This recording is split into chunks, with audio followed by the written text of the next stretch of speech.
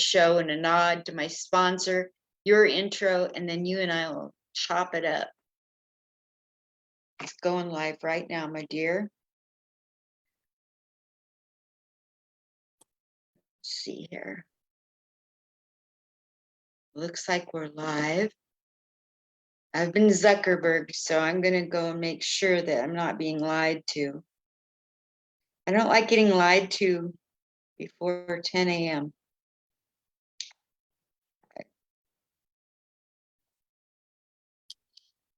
We're live. I can trust it now. Facebook people, hi.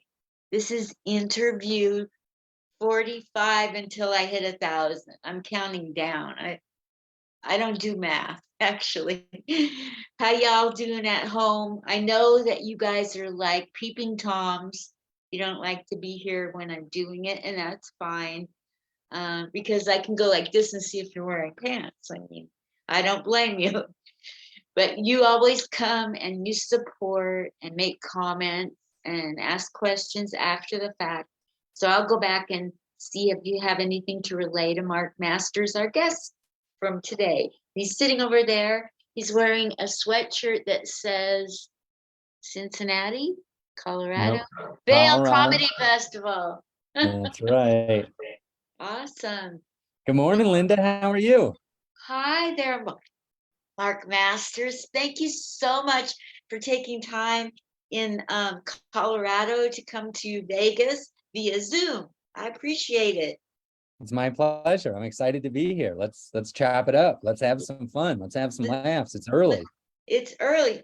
So you know, I went to your website, Mark, and I looked up your about information. Can I read that a little bit to the people? Yeah. Okay. Do a little intro. Spice it up for the Statistics viewers. prove that most people just come here and listen to the intro and leave. They think the intro is their outro. I don't know what's the deal. Stick around, everybody. It's going to be hilarious. You're going to want to see what I'm going to talk about in 12 minutes. Trust me, in 12 minutes, it's going to get wild. It's going to get crazy. Stick around or fast forward. I'm going to have a contest at the end. I'm going to put out a trivia contest, and whoever really listened and can answer it within 2 minutes wins $1 by Venmo. I'm going to drive Venmo out of business. I'm going to make them work for their money. Okay. Mark has performed all over Colorado. Mark Masters. He's performed all over Colorado, including the Wheeler Opera House in Aspen, Colorado, the Ford Amphitheater in Vail, Colorado, and of course, Comedy Works in Denver, Colorado. In 2021, Mark headlined 4 shows at 3E's Comedy Club in Colorado Springs, Colorado. And he worked a weekend at Comedy House in New Orleans, where he did, New Orleans, that's not in Colorado, where he did everything from 10-minute spots to 40-minute headlining spot. He definitely did not write that in the third person, now did he?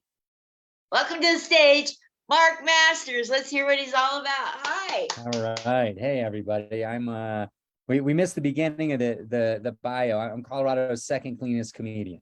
And you can see me on Outside TV regularly, AWE Network, ESPN, all over the place. I've even been in the Zimbabwe Herald. That isn't even a joke. The Zimbabwe Herald did an article about me. So okay, it says you've produced shows with comics from HBO, CBS, NBC, major movies, and plenty of equally hilarious comedians you have never heard of. I have the equipment to turn just about anywhere into a comedy club and have done churches, movie theaters, bars, breweries, corporate meeting rooms. My teeth are about to come out of my mouth, and even one time in a phone booth. In office shows can include team building exercises such as joke writing workshops and other interactive activities. Are you a comic? He runs shows. That's what all you do. So thank you for your time. Bye. Oh boy. Hi. Oh boy. Yeah. So Linda, that was great. Linda, what's comedy like in Las Vegas? I've been there maybe 4 times for comedy. I don't have a real good sense of it. So there's like the top clubs like Comedy Cellar, Brad Garrett, Laugh Factory, Aces, MGM Grand, those kind of like, oh my gosh, kind of places Yeah.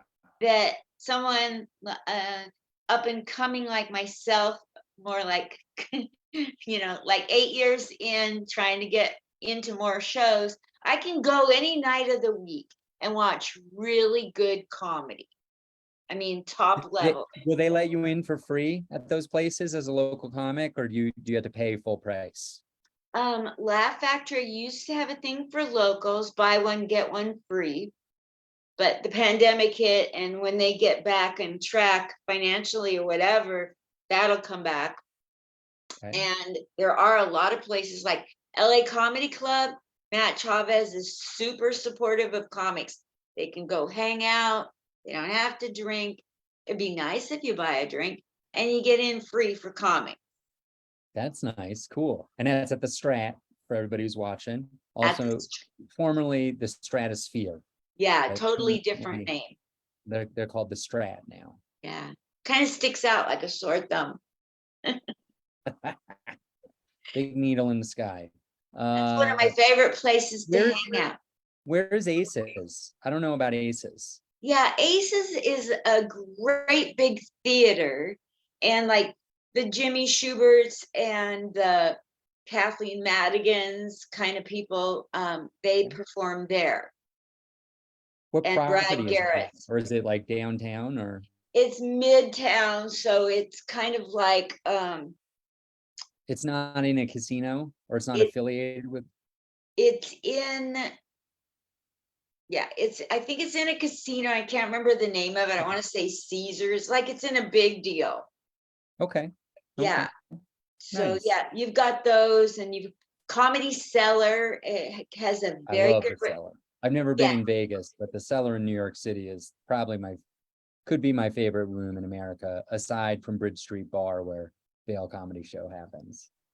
Well, the Comedy Cellar is my favorite place too, and that's a very, like that is something to shoot for, to be able to get past at the Cellar is a big deal to comics. Have you ever performed there? Never. I've Never? yeah, So I've never one on even McDougal performed Street, a urinalysis in the bathroom there. No. the one on McDougal Street in New York City is like you go downstairs into a basement. It's got low ceilings. Everybody's packed tight together. You're like right on top of the stage. How does that compare to the Las Vegas one? Is the Las Vegas one in a basement, or is it more like I've been to the Laugh Factory in Vegas? Is Yeah, it more Laugh like that Factory's- kind of room? Yeah, it's kind of like that. And Right. Mark Cohen, do you know Mark Cohen? I know the Cohen brothers and I know Mark Maron. Mash those together and I can make a guess as to That'll what Mark Cohen is like. Yeah, I got to interview Mark, and he's really a very nice, funny, friendly kind of guy, and he's the host there regularly. And Oh, cool. my neighbor is on there a lot, comedian Landry. Okay. So I want to go there again sometime when the two of them are there at the same time. So that's my Nice. goal. I'm hoping to do it tonight, actually. I wrote and Oh, cool. asked if they're both on tonight. Who's the headliner? Do you know? I don't know. I didn't look. I just Okay. went directly to Mark to ask him, hey, are you two going to be there tonight? I don't care about probably comedian Landry. I don't know. Who Oh, knows? okay. Here in Fun. Vegas, comedians with 40 years of experience and millions of followers and credits out the yin yang get to host. Like they have mostly. Yeah. It's crazy very competitive here. Yeah. Well, that's cool though, that you get to watch that world-class comedy without having to drive very far. That's pretty neat. That's Yeah. exciting. Yeah. I mean, as a senior, one of these days, soon I should qualify. No, actually, I am a senior. I get to ride the bus for What? $1. Wow. Incredible. It pays to get old. Yeah. Now we can just that's get them to pay me. You Well, just stand up on the bus and start doing comedy for tips. I Pass know, around a right? hat. They'll love you. Not really, but you could Yeah. try. I've done it on the Amtrak train. Every time I ride it, they let you. Really? and they let you at the Southwest Airlines ticket counters before the plane takes off. Like with the little walkie-talkie? Get out of here, Linda. That's insane. They're super pro up and coming artists. You ask for the mic, they'll give it to you. That's crazy. Do people like, are people annoyed? Are they excited? Did you get any tips or? No tips. I wouldn't even want to touch that with a 10-foot pole, but people will ask you for your card afterwards. Okay. Okay. You're selling any merch? You got any hot merch over there, Linda? You got some t-shirts, some stickers, a book, I don't know. I should denture start getting products? merch, because like I've done this on the train and I've done it at airports, and I should put merch on my website. Here's what if there are comics watching this, I'm going to give some advice. I'm not one to give advice because what do I know? I don't know anything. As he's take giving this advice. as it's as good as what you're paying for it. But my advice is, if you're going to do merch, do stickers. They're Really? very inexpensive. They're easy to travel with, and you just offer them, pay what you want. So nobody's going to pull out their change purse and pay you less than $1. So the floor is, you get $1 a sticker. The ceiling, I've gotten $20 for a sticker before. And at that point, it's just like the person is tipping you essentially, but it's a little more, it's an easier transaction because it feels like a retail purchase. And, you know, they might just throw away the sticker the second they walk around the corner, but you keep that $20 until an hour later when you spend it on some beverages or something. I So love the stickers are the way to idea go. of stickers. You know what I'd like to make? I know that this is not in line with your theory. Could I have a Okay. second to tell you something? I'd love to hear your merch theory. Let's talk merch. So I do a rant about Post-it notes, because they were created by accident, and you put them on your fridge, 30 minutes, they're on the floor. Like they're the stupid. And so like, I'd love to make a magnet that's in the shape of a Post-it. Am I putting you to sleep? No. I'm sorry. I got up. I was on TV this morning. I had to be at Wow. the studio Let's at like get back to you. 6:45 in the morning. Let's get back So to you. That'll be interesting. That'll keep you awake. Okay, so you're in no, I want to hear about Colorado. the magnet though. The magnet in the shape of a Post-it. And then does it fall off or does it stay on? It will stay on because it's a magnet, and it Okay. could Can you say like dry erase right on it? Or is it? that's a good idea. But it could say the only good Post-it note in the world or something. Yeah, that's cute. I like that idea. Magnets are not that expensive and are easy to travel with. The thing I don't like is t-shirts, like apparel, because you never have the right color or the right size, and it's too easy for people to say no. Like, oh, you're out of larges? I don't want one. Oh, you don't have a green t-shirt? I don't want one. And you know, frankly, people also would be a little more stressed buying a t-shirt just to throw it away. It feels wasteful. But a sticker, who really cares? Good So, point. Well, do and they the other have thing any is, T-shirts that come in a capsule and you just add water? no, but they have those t-shirt cannon t-shirts where they squish them up. For the Vail Comedy Festival, we had a whole volunteer staff, and shout out to Brooke, who was really good at folding up the t-shirts into, like, she figured out how to, it was like origami for t-shirts, and then you put a rubber band around them, and they're like little, I don't know, like towel rolls. It was really neat, and we had color-coded rubber bands. It was a whole thing. So we do t-shirts, but I just, for my own personal comedy, when I go out on the road, it's too much trouble. So what do you sell? Do you sell just stickers then?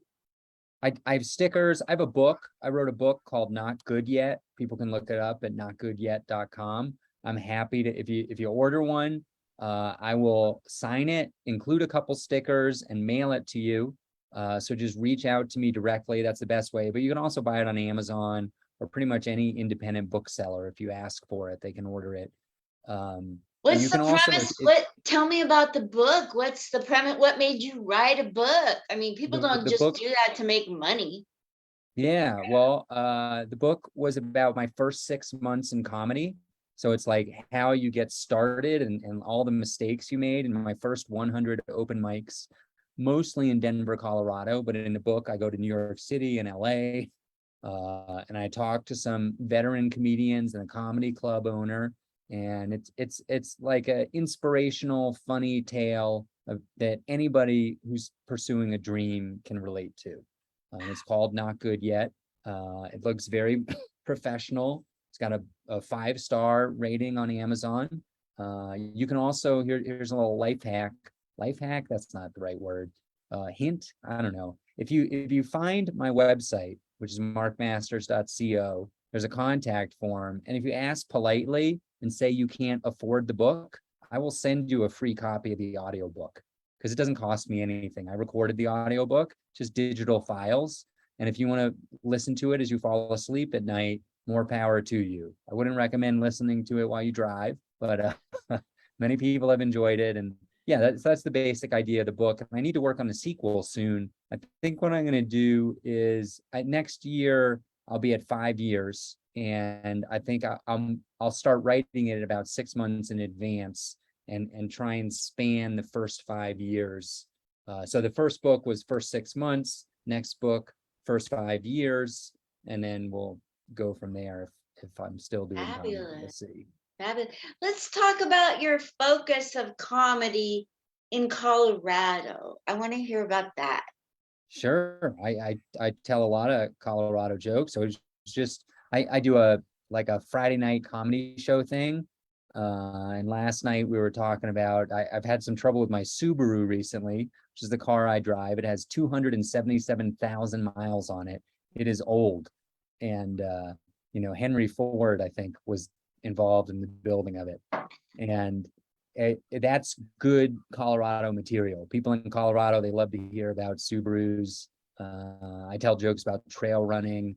So there's a lot of material that's unique to Colorado. But one of the tricks of being a good stand-up comedian, and you know this, Linda, is your jokes need to travel. They need to work all around the country, be it in a room for fancy oil executives or a sticky basement bar with a bunch of poor college kids. You need jokes that work in all those places. And so I try not to make, obviously a lot of my material is from personal experience and I spend most of my time in Colorado. So a lot of my experiences are in Colorado, but I try and make things funny for everybody universally. Like one of my best tricks is I tell jokes about my parents because almost everybody has parents. So people can relate to that. It's becoming a parent. Yeah, sure. So okay, so you wrote a book about all the first 6 months of mistakes. I want to hear this. Tell me some boo-boos, some snafus, some outtakes of your life. Sure. Well, if people regularly want to hear some of my fails, I send out a monthly newsletter, which is a quirky way of letting you know that I'm old. It's by email, though. It's free. You can sign up at that markmasters.co, and once a month, you get an email with stories of my failures, which yesterday I sent out an email because I procrastinate, and it was the last day of September, so I had to get the September newsletter out, and I had a couple good fail stories. But from the first 6 months, I'll tell you the biggest mistake I made was yelling at an open mic host. And I'm not usually a yeller, but what happened, I'm a pretty pacifistic, I don't know, peaceful person. But what happened was I went to a couple open mics to watch, and then I decided to perform. It was a stressful day for me, my very first open mic. I got there like 2 hours early and was like the 4th person on the list. And of course, I went up like 132nd, 5-6 hours later. And that was even okay with me. And there was only like 4 people left at the bar, whereas there'd been over 100 earlier. So that all could have been frustrating, but I was okay with all of it until I had prepared a 4-minute set. And at some point, the host had announced that the sets were now only 3 minutes long. So you get a 1-minute light. So I'm 2 minutes into my material and I got a light. And I was like, what's going, how can I have the light already? I got 2 minutes of stuff still. And this stuff, me in my head, I was like, this is the best material ever. This is, this is Jim Gaffigan level comedy. What's going to happen to the 4 people in the audience who are dying to get home if they miss out on this minute? I was mad. I was furious. And so when I got off the stage, I was angry, and I was like, why did I only get 3 minutes? What happened? And so anyways, that host, his name's Oren B. He's a great guy, good comedian. Actually helps out quite a bit with Vail Comedy Festival.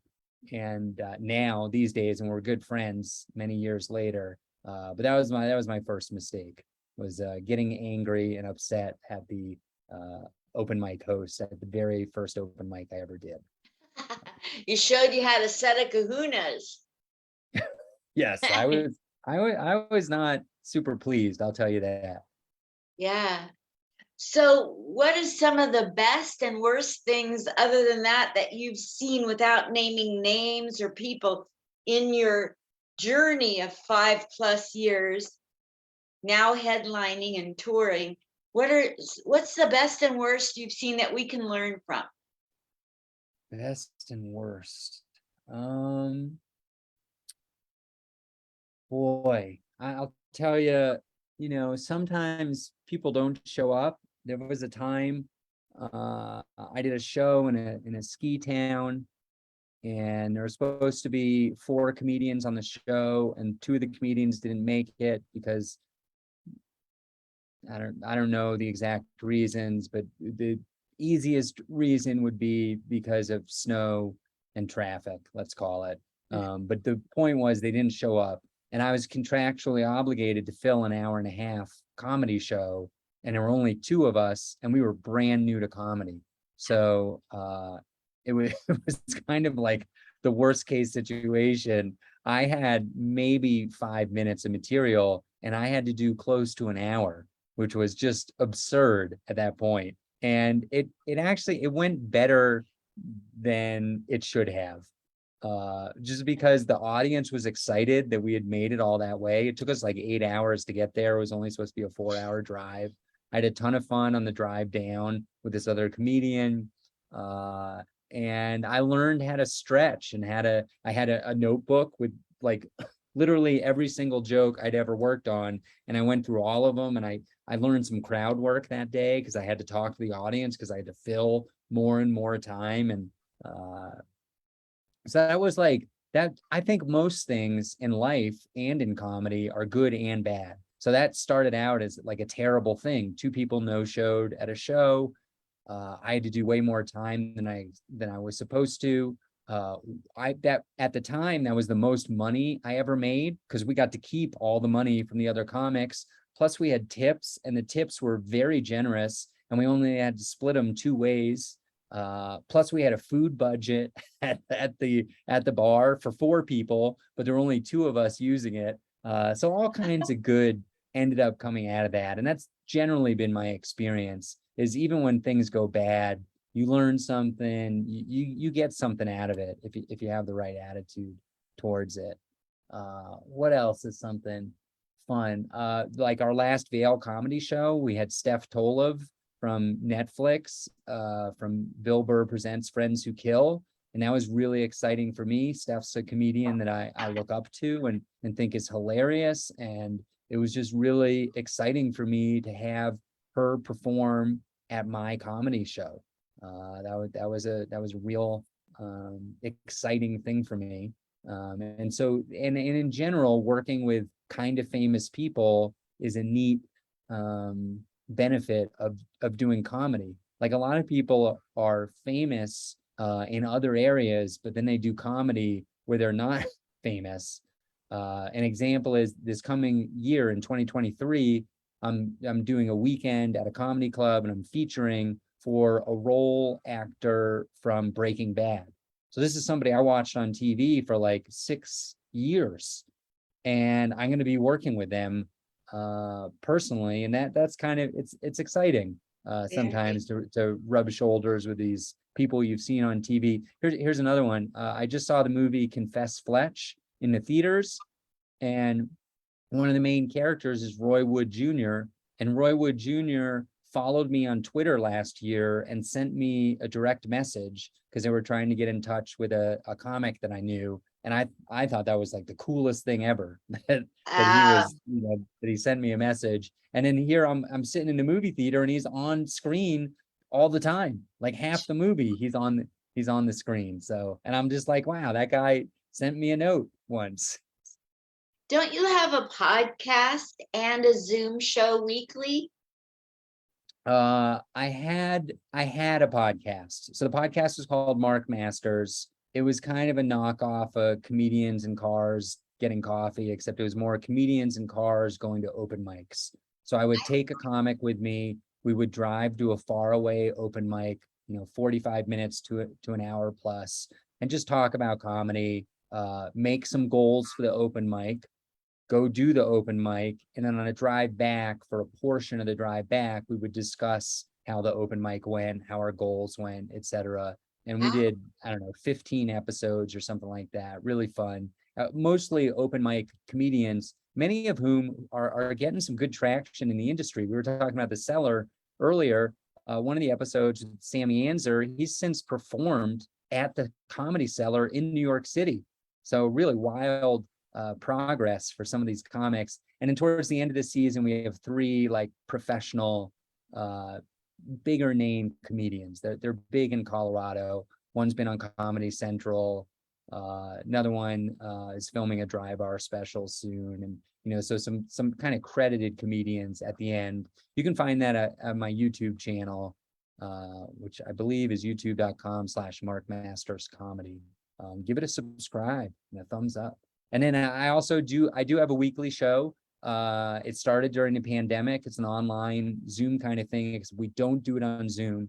I'm very particular about that because I feel like Zoom is triggering for people who work 40 plus hours a week and see all these rectangles and a black background. And it's not a place where they feel like they can have fun. So we use a different platform and it's run kind of like an NBC TV studio. And there's a lot of color and videos and music. And so it used to be a comedy show where we'd have 4 or 5 comics. We had over 500 comedians do it from around the world, 5 different continents, 12 different countries, 49 different states in America, which by the way, Linda, if you happen to know any comics from Delaware, let me know because I'd love to I need to get that 50th state in.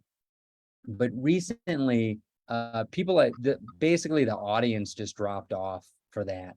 And I was still able to get comedians, but the audience wasn't tuning in anymore. So I changed the format to be a little less work for me. And now it's just a one-on-one conversation with a comedian where we get to know each other. And then we share some new bits we've been working on and we help each other punch it up. And that's every Friday night, 6 p.m. Mountain. So that's 8 p.m. Eastern, 5 p.m. Pacific. And that's called Comedy Test Kitchen. I love that. Is Stefan Braxton, is he in Delaware? No, Philadelphia. If I hear of anybody, I'll let you know. Okay, spread the word. Send out the bat signal. I've been looking for a long time. The closest I've gotten is Ian Fidance, he's kind of famous. He tours with Dave Attell, and he works at the Comedy Cellar. He's from Delaware, and I asked him if he would get on my free Zoom show, and I did not get a response. But I'm sure it's because he didn't receive it. I'm sure it's because it went to spam. He's a very nice guy. But one of these days I'll find a comic from Delaware, or I'll get Joe Biden on the podcast. One of the two. Do you know David Tell? I personally, no, but I know of him. I've seen him live. I think he's hilarious. He's so funny. I know David Tell. Do you want me to ask him if he'll get Fidance to you? I don't. No? I mean, I appreciate the offer, but I would be embarrassed to ask. Now, if I wanted to hire Ian to, headline Vail Comedy Festival or something like that, I would reach out to you for sure. And that's good to know. Or to get Dave out. But as like a favor to come do this free, no, I don't want to bother him with that. Do you know Chris Fonseca? I know the name. I've definitely heard the name multiple times. Who is he? Where does he live? He's in a wheelchair. He's a comedian somewhere in Colorado. And Oh, that's why. he's buddies with Sinbad, and that's how I got the interview with Sinbad through him. Okay, all right. Yeah, that's how I've heard of him. Okay. I don't, yeah, I've never seen him perform live, but I've definitely heard that name multiple times. I So heard he's yeah, kind of like a roaster. He kind of does roasting crowd work. okay, that's good. That's fun. I was just in San Francisco and there was a comic, Kasim, I forget his last name, but he was hilarious. He just crushed in the showcase, just roasting the audience. He Yeah, just that went, Casino. there were like 20 people in the audience and he talked to all 20 of them. He'd be like, where do you work? Where are you from? You know, typical stuff. And he had funny material about every single one. It That's was great. amazing. It was really cool. That's so great. Okay, I want to go back in time. Let's get in a DeLorean and time travel. Okay, all right, the doors are up and then they're down. It's You hit got a 88 Velux miles per capacitor? hour. Yeah, Start we got up. it's right here, the flex capacitor. It's right behind me. All right, where are we? What year is it? Is it You're 1955? you're 4 years old. You're at home. What do we see? 4 years old at home. Good Lord, what is a 4-year-old? 4 to 6 before you go to Probably like, school. I'm probably playing soccer. I loved soccer when I was little. I loved to tell jokes, but they didn't make any sense.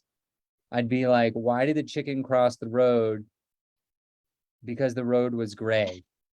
And I would just laugh and laugh and laugh at myself until like tears were coming out because I didn't understand joke structure. A lot like today. Really not much has changed. But back then I just didn't, I understood the idea that people said something and then they paused and they said something else and a whole group of people would laugh, but I didn't really understand, you know, I just didn't get it. So I would try and tell jokes, but they weren't funny. But then they were funny because they weren't funny and because I thought they were so funny. So, which is not that different from me on at a Tuesday night open mic these days. I'm just trying out, It's like you trying to were see doing what an works. impression of a comedian Exactly. Yes, yes, yes. Yeah, who yeah. bombs Mhm. and I thinks it's funny. remember I used to sometimes feed geese with like take a loaf of bread to a place where there were a bunch of geese, and I would love it, love it, love it, hate it, because inevitably a geese would bite a goose would bite my finger, and I would lose it. I'd be so scared, and I like thought I lost my finger, and but I was, and then 2 weeks later, let's go feed the geese. Let's go feed the geese. Oh my Uh, gosh. Okay, yeah. so we're going to take the DeLorean ride to when you're in school, in grade school, in high school. What do we see? What do we see? Well, it's the 80s. So we're going to see a lot of MC Hammer pants and Day Glow Nike t-shirts. Ooh, maybe I'm going to see Fletch, the original Fletch, So Funny with Chevy Chase. And yeah, grade school was fun. A lot of I was always getting in trouble, particularly in math class because I was really good at math and I didn't have to pay attention at all. So I would just talk and and goof around. Um, and then more soccer. I still like soccer. You mean And I you went could to do, see you George could, Carlin. what? I went to my first ever live comedy show and saw George Carlin In around, I high think I was in school? 7th grade. Seventh That grade? it No was, way. yeah, that was neat. I really enjoyed it. I don't remember a single joke from it, but I do remember going to see him and thinking that was cool. That is cool. I mean, I don't know anybody that at that young of age that actually went to a comedy concert. That's so cool. Yeah. Yeah, I So, guess it was a lot less popular and prevalent back then, maybe. I'm not really sure. I was a kid. I was oblivious.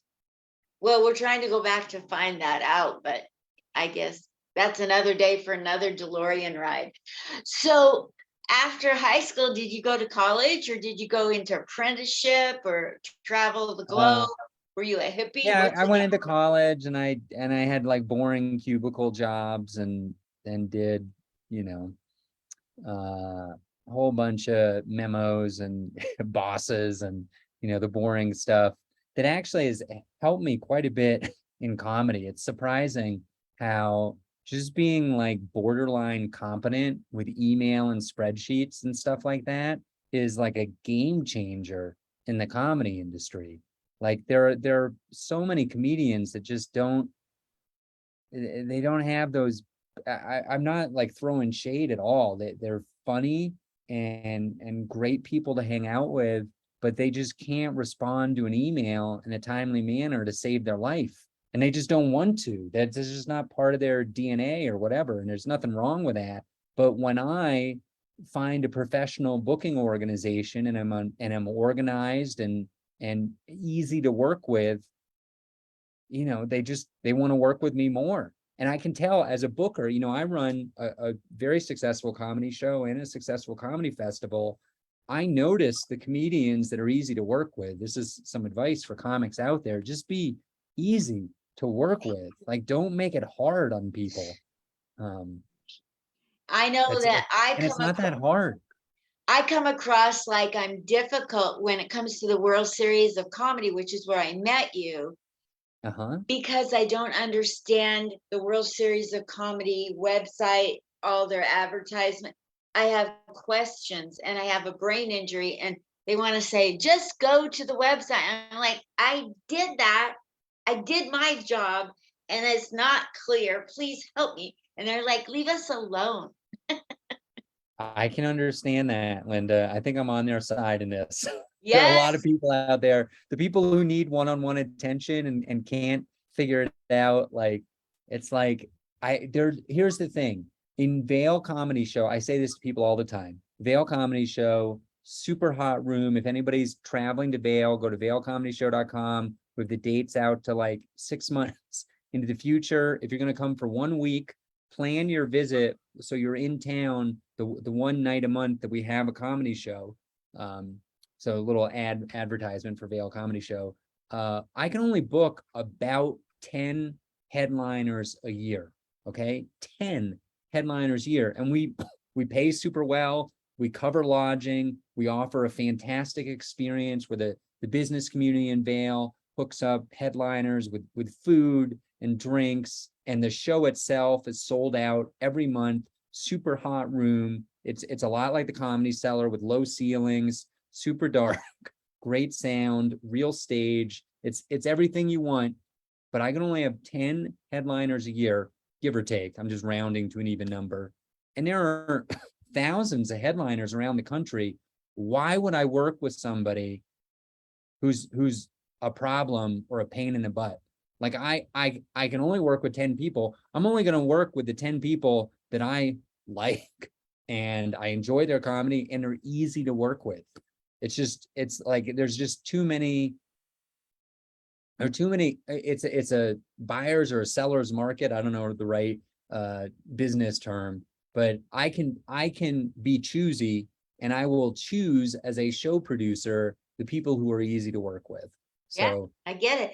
I'm gonna, I have contracted with someone to be my personal assistant for things like this. Because oh, it that's a good isn't me idea. that's gonna absorb it and make it happen. What is your question about World Series of Comedy? Maybe I can help you. Just I don't know. I've like, done it multiple years. so one of the gals, Sandy Bernstein's gonna help me navigate through it next time. But for a year, every single time I've tried to get into the festival, I'm thrown off by just terminology. I'm not a poker player. I didn't even know that they were using poker terms. And I'm trying to go, well, what's a satellite? Like, we'll go to the Mm, website. I didn't understand. I just basically wrote a question and said, are these live or on Zoom? Go to the website. Yeah, I did, but I don't get it. yeah. So I'll have somebody help me. Yeah, well, so just as a advertisement for World Series of Comedy and an explanation, anybody who might not know what it is, it's like an event that runs for like maybe 6 months. And they have these satellites all around the country, Florida, Minnesota, Colorado, California. And when you perform at those, they are in-person performances, although people can stream the performances online that are watching, but the comedians are in person. And so it's a neat opportunity to go work at a club where you might not work otherwise. It definitely costs money. You're not getting paid to do these gigs. It's more like a comedy festival. You have to cover your airfare, your lodging, your dining, whatever. And then but you get, 5 minutes of hopefully quality stage time in a comedy club that you might want to work at in the future. And then there's a whole complicated ladder system and scoring where you get points. And if you're one of the top 101 comedians by the end of this, 6-month season, then you get an invitation to come to Las Vegas and perform at the final satellite, which is the World Series, the main event they call it, and that's where the top 101 people perform. And if you advance, you go up the system, and then there's a finals. And but yeah, That that's how helps it me a works. lot. That's kind of, Yeah. an overview that's helpful. Thank you. Yeah, and the thing I would tell you is ask around about which satellites are good satellites. I mean, it's kind of a beggars can't be choosers situation where if you're, I don't know, I haven't seen you perform before. I'm assuming you're hilarious and you have great tape and you'd have no problem getting into any satellite. But some comics who are very funny don't have good tape because it's hard to get a good quality tape in a good quality environment, especially if you don't have tape. It's like a what's that called? A catch-22. It's like a catch-22. If you don't have good tape, you can't get good tape. How are you supposed to get good tape? So anyways, if you don't have good tape, you might only get into basically the satellites that other comics don't really want to go to. And so you go to those satellites, and then you get tape from those satellites, and you can use those the next year, and hopefully you get into better satellites. But there are some really good satellites where they're high quality comedy clubs. Like I really like the one in the Phoenix, Arizona area at Rick Bronson's House of Comedy. They always get a really good audience, and they have a really high quality, stage and sound and comedy club. I haven't been to McCurdy's in Florida. That's supposed to be another really good one. They had a brand new satellite this year in San Diego, which I didn't go to, but I heard really good things about that one. So you can kind of pick and choose and go to like the best satellites where you're going to get the best tape and have the best, have the most fun, the best experience. But at the end of the day, you're on stage for like 5 minutes, and it's like a 2-3 day travel, whatever. So you can't put all your eggs in the basket of your stage time in terms of your happiness. Like you have to find other reasons to travel there. Like when I went to Minnesota, it was in the Mall of America. So I got to see the Mall of America. There's a roller coaster in the Mall of America. It's super cool. I got to have a Juicy Lucy Juicy Lucy, which is a regional cheeseburger thing that they only have in the Minnesota area. And you get to network with a lot of comedians. So make sure you meet and talk with comics, and then maybe you meet somebody from Boston, let's say. That's another good satellite, by the way. Laughs Boston is a really good club. But if you meet a comedian from Boston and then you're in Boston in the future, maybe they run a show and you're able to get on that show. So yeah, I think it's a good event. So I want to know, in your comic, everybody has strengths and everybody has non-strengths. So in your own personal comedy, then we're going to talk about your own festival a little bit, because you did a lot for World Series of Comedy. I want you to get some time for your festival. In your own personal comedy journey, do you have any physical or even mental blocks that are difficult for you that you work through? Yeah, I got a big one. Oh, yeah? That's a great question. Very interesting. Thank you. So I have something people might have noticed that occasionally I've coughed during his podcast. I don't even notice it anymore. I have something called vocal cord dysfunction. I've had it for like 15 years. I talk about it on stage. I have a bunch of jokes about it, but it basically just means that occasionally my vocal cords just freak out and I'll go like that. I'll just have like a random cough. And it didn't matter before the pandemic at all. But post-pandemic, people get really nervous when you're coughing. And so I have to talk about it and address it. And I've written jokes about it that are funny. They're good. So and I feel like they make me a little more endearing on stage. It reminds me of if you've ever seen Toy Story, there's a little penguin squeezy thing, and he's always coughing, and he's saying the dust aggravates his condition. It's very adorable, and so it doesn't always work, but most of the time when I talk about my vocal cord dysfunction, I can feel people like they feel bad for me basically, and I do my best to, you know, I've been to so many doctors about it, and I don't have a solution to it yet, which is frustrating. But one thing that I do is I meditate. Suppose I went to a speech pathologist and they told me I do breathing exercises. There was the cough, by the way. I did not plan that. It just came out. It's like I forget how to breathe or something. I don't really know how to describe it or explain. There it is again. Sometimes when I talk about it, it happens more often. So a lot of people think it might be mental. I can't really explain it, but anyways, yeah, so that's been a real challenge for me. Other than that, no physical ailments. What's it like doing comedy in Colorado with snow and trying to get to venues? You mentioned Yeah. 4 hours turned into 8, but I would think that part Well, of the year. I'm lucky I have a 4-wheel drive car. And I'm definitely, I do a lot more road work. I've gotten smarter about booking road work kind of between late March and October. And then I kind of take it easy November, December, January, February. I try and do a lot more local stuff because I'm crazy. I did a show recently on a Thursday night, Wednesday night in Aspen, Thursday night in Vail, Colorado, Friday night in San Diego, California. Okay, so I left Colorado at like 10:30 p.m.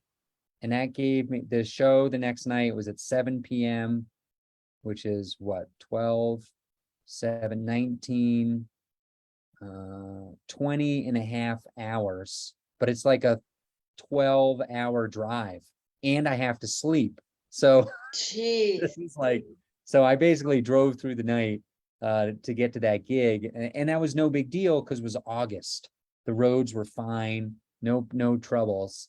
But when I do have some road trips coming up that I'm a little worried about, like late January, early February, I'm doing some stuff in the Pacific Northwest, and I've strategically set it up like I'm headlining a club for a weekend, but then I made sure to have a couple nights I'm working before that weekend, basically up in the same state, not very close to the club so they don't get upset, but so like I can get up there, and let's say I am a day late, it's not a tragedy because it's just like a local showcase. Because like, again, I want to be professional and I want to be reliable and just have a good reputation in the industry. I'm from the Northwest. Where will you be? What cities? I'm going to be in, off the top of my head, Medford, Oregon, Salem, Oregon, Albany, Oregon, Lincoln City, Oregon, and then in Washington, two small towns in the Tacoma area, but I don't remember exactly where. And coming up in October, in just a couple weeks, I will be in Olympia and Tumwater, Washington, which I've never been to. Fabulous. I know all of them. Do you know any show producers in the Seattle area? Seattle area. Yeah. Okay, Josh. I'll email you after the. Yeah, I'll send remind you a me to note tell you after the about show. Josh. Okay, Josh. I'll send you some dates that I'm trying to fill. no big deal if it doesn't work out, but I can always go to Mike's and stuff, but Yeah, and always fun. Ying has the Spokane thing. That's one of the rooms. Yeah. Or Spokane. I'm sorry, it wasn't Tacoma. When I said Tacoma, I meant to say Spokane. Close enough. Two shows in the Spokane area. Yeah. Yeah, I know all those Oregon ones. So that's super cool. Cool. Yeah. Yeah, we'll see. I don't know. I haven't done a ton of comedy up there. I've been to Portland and Seattle before, but no, not big shows. And that was back when I wasn't very good at comedy. Yeah, me too. Old fashioned me too on that one. So tell us all about your festival and then remind us where to follow you and what you have the next Sure. couple of things Okay. coming up. So Vail Comedy Festival. You can find info at vailcomedyfestival.com. It is every Memorial Day weekend in Vail, Colorado. If you're not familiar with Vail, it's a fancy destination resort town. It's beautiful. It's an absolutely gorgeous place. It's like a European village. You don't need a car. You can just walk around, and they have these free buses. And people think like public buses are, it's not like the Vegas public bus you're paying $1 for. One, they're free. Two, it's not unusual to see like a groom about to be married in a tuxedo on the bus. They're they're nice. They're nice buses. Everybody's super friendly. You can just turn to somebody and be like, "Hey, I'd like to get some good sushi tonight. Where should I go?" And people will be very helpful and tell you where to go. Wow, I want to go So to Vail. anyways, Vail's a lot of fun. So it's Memorial Day next year. It's May 26th through May 28th, 2023. Submissions for comics open up in November at vailcomedyfestival.com. There'll be a link. And if you want to buy tickets, those should go on sale in January. And we sold out last year, so make sure to get your tickets. We have a real theme about the Comedy Cellar tonight. Our headliners included Caitlin Palufo, who was just on James Corden, super funny, love her. She's a past regular at the Comedy Cellar, which is super exciting. We also had Stephen Rogers, Hasmin Garza, and Usama Siddiqui, who's also a past regular at the Comedy Cellar. And then we had we had like 30 plus other submission comedians who were fantastic. We had a surprise headliner. We were in like 7 different venues, all within a 2-minute walk of each other. So it was super easy. You just had your badge, you go into any comedy show you wanted. It's a lot of fun. vailcomedyfestival.com for that. I'm going to submit. Yeah, please submit. That'd be great. What are you looking for and what are you not looking for? Well, the first most important thing I should share is that I do not look at the tapes. I do not rank the tapes.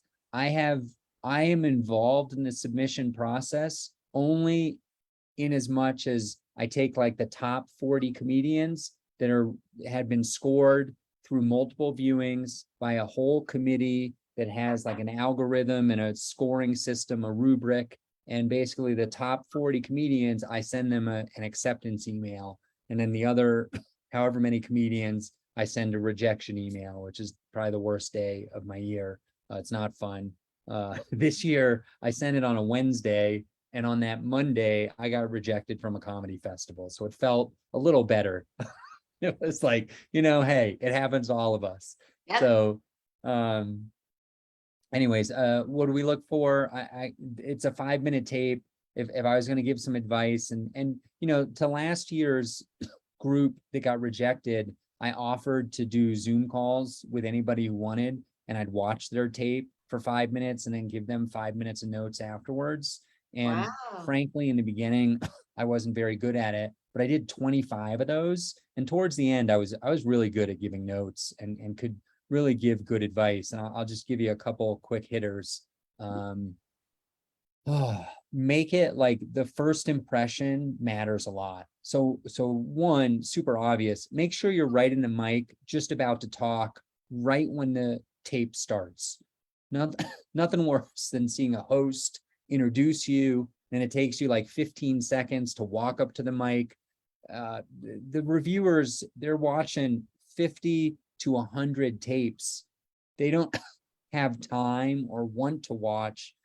You know, you start right away and have a funny joke right away. And also make sure whatever's behind you is looks professional and like high quality. You know, like the worst thing you could have is like it's a shaky cell phone camera that's portrait. Like have a nice, you know, widescreen 4K if you can get it, video that's high quality with good sound. You know, I've heard stories of submission tapes that comics make in their car. You know, they're just telling jokes into a phone in their car. You don't want that. You want to be in a comedy club if you can. Hopefully a place that people recognize and can tell that you're performing for a paid audience, because it just helps. It's just a good first impression. You can be in a coffee shop in a less quality environment and be hilarious and still get accepted, but you just got to remember that the people reviewing these tapes, they're human, and they're going to make a snap judgment in the beginning, like, is this a tape I'm really going to pay attention to? Because we require them to watch the full 5 minutes. And some of them, you know, I'm sure the reviewers are just like 37 tapes in and they're like, this is a terrible submission. I'm not paying attention at all. And maybe your tape isn't very good in the first minute, but it's great in the last 4 minutes. You don't want that. I would say try to be original if you can, because at some point, there's a lot of people who are funny, but there's not a lot of spaces we have at the festival. So you want to stand out somehow. And if you want more tips and tricks, apply to the festival and maybe I'll do the free reviews again if you don't get in. Super, that's great information. I'll look forward to doing that and I'll post about it so other people compete with me. Cool. Good. Yeah, Thanks, I Linda. love seeing pictures of Vail, Colorado, and I imagine when you're hobnobbing around town, because like you said, make it about the trip too, not just the festival. Oh yeah, it's such a beautiful place to stay. And little plug, I don't know if this is a secret or anything, but last year we paid for lodging for the comics, which is a big deal.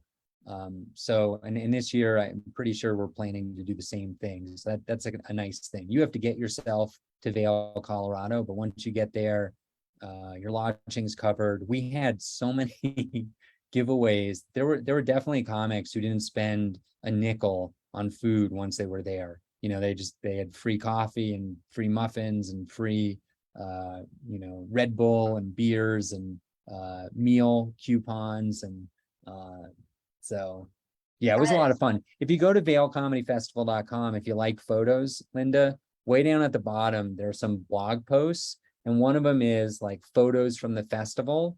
And it is, I don't like to brag, but honestly, I've been to a lot of comedy festivals. If you look at those photos and you think there's a more fun comedy festival out there, please email me, like go to my website, find the contact form and tell me, because I want to go to that festival. Like I'd put our festival up with anything. It was so fun. We had industry there. People got booked. We had great comics, a great hang. The audiences were fun. It was a really fun weekend. That's really super. Yeah. So what would you like to say about your career, where to follow you, how to be sure. So supportive? we've mentioned a bunch of things. Buy my book, send me a note through my website, and I'll tell you how to Venmo me, and I will send you an autographed copy of the book with some stickers. I'd really appreciate that. All the money goes to me, so it's a good cause. Come see me live.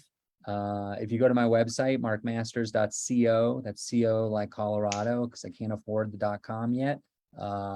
You can see all my tour dates. If you join my newsletter, it asks for your zip code. That's really helpful. If you go to markmasters.co, you enter your zip code, you get 1 email a month, and you'll get a notification if I'm in your area.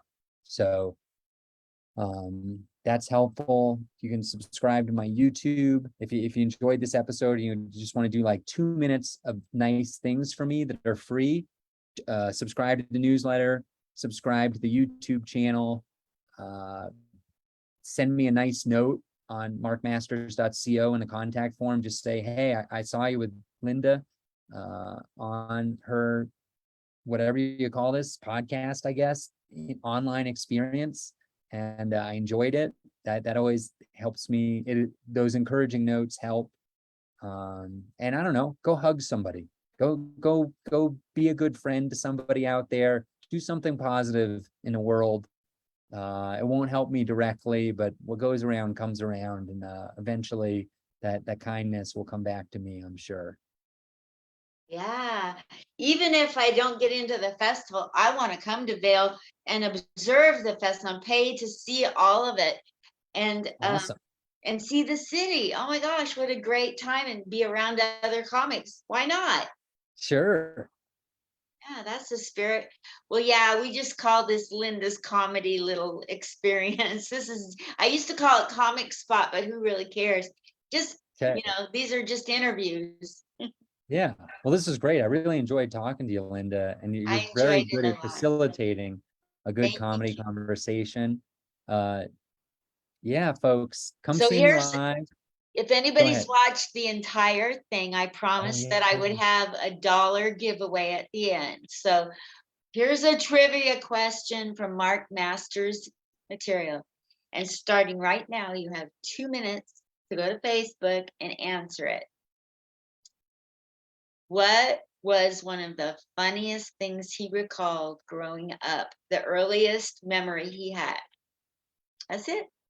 Go ahead, see if you can win $1 from a half Jew. Thanks, you guys, for paying attention. Mark Masters, you're a fabulous guest. Thank And you.